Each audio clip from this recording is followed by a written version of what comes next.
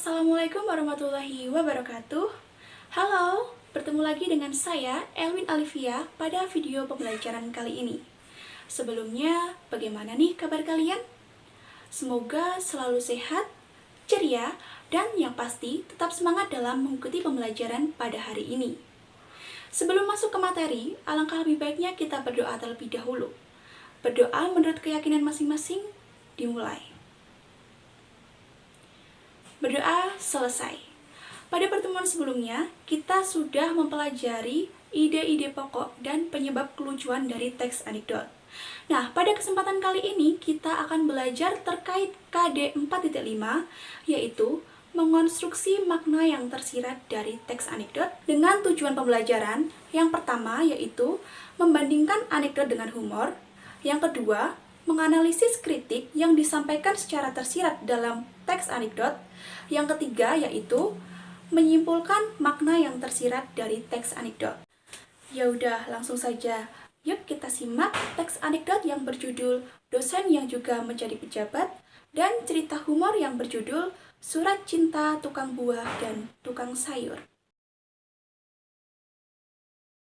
Di kantin sebuah universitas, Udin dan Tono, dua orang mahasiswa, sedang berbincang-bincang. Saya heran, dosen ilmu politik kalau ngajar selalu duduk, tidak pernah mau berdiri. Ah, gitu aja diperhatiin sih, Ton.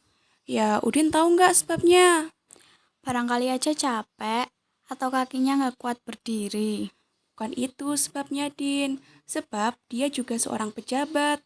Loh, apa hubungannya? Ya kalau dia berdiri, takut kursinya didudukin orang lain.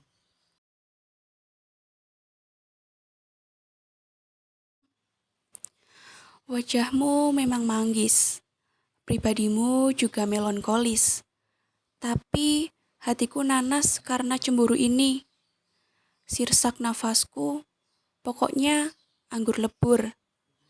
Memang ini delima dalam hidupku yang harus kutanggung. Memang ini salahku, jarang apel. Ya Tuhan, mohon belimbingmu. Kalau memang perpisahan ini yang terbaik untukku, semangka kau bahagia dengan dia. Sawo Nara, dari Durianto.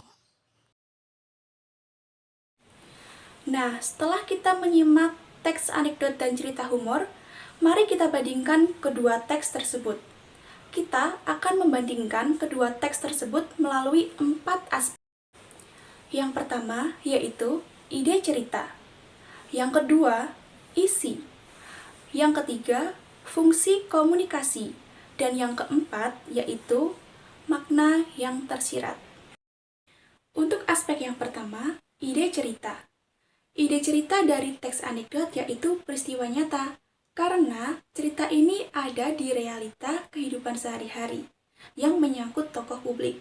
Sedangkan ide cerita dari cerita humor yaitu rekaan, karena cerita ini lahir dari permainan kata-kata buah yang disusun sedemikian rupa sehingga menghasilkan cerita yang lucu. Untuk aspek yang kedua, isi. Isi dari teks anekdot yaitu masalah terkait tokoh publik atau orang yang terkenal di kalangan masyarakat tentang realita pejabat pada saat ini. Teks anekdot tersebut menggambarkan tingkah laku para pejabat yang tidak mau berdiri dari tempat duduknya. Sedangkan isi cerita dari cerita humor yaitu membahas masalah kehidupan sehari-hari atau masalah pada umumnya, yaitu membahas percintaan antara tukang buah dan tukang sayur. Aspek yang ketiga yaitu fungsi komunikasi. Fungsi komunikasi dari teks anekdot berfungsi sebagai kritikan atau sindiran yang disampaikan secara halus agar tidak terkesan menghakimi. Sedangkan fungsi komunikasi pada cerita humor yaitu menghibur agar pembaca atau pendengar ketika mendengar cerita tersebut akan tertawa. Untuk aspek keempat, makna tersirat. Makna tersirat dari teks anekdot yaitu menyadarkan para pejabat agar apabila masa jabatannya habis, mereka bersedia untuk turun dari jabatannya dan siap digantikan oleh orang lain.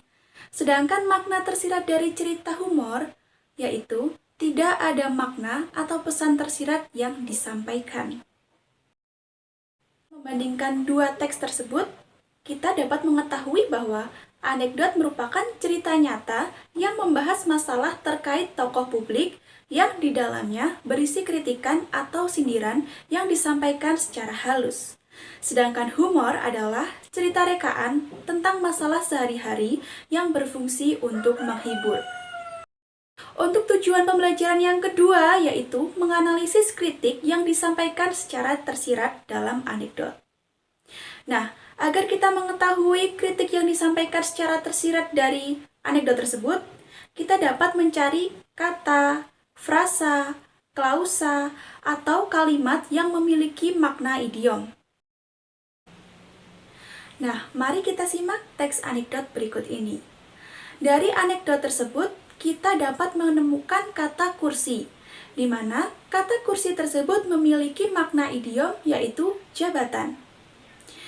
Kemudian, kita juga dapat menemukan kalimat takut kursinya diambil oleh orang lain.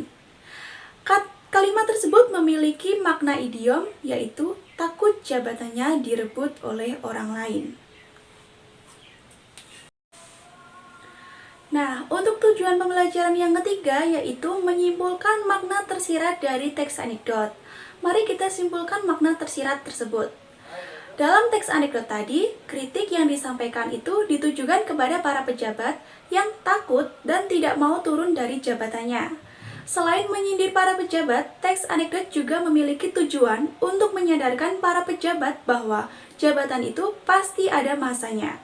Sehingga, apabila jabatannya sudah habis, sebaiknya para pejabat bersedia untuk digantikan oleh orang lain. Nah, itu tadi video pembelajaran kita hari ini. Semoga kalian paham. Jika belum paham, kalian bisa mendiskusikan materi ini melalui grup WhatsApp. Tetap patuhi protokol kesehatan, semangat belajar, dan wassalamualaikum warahmatullahi wabarakatuh.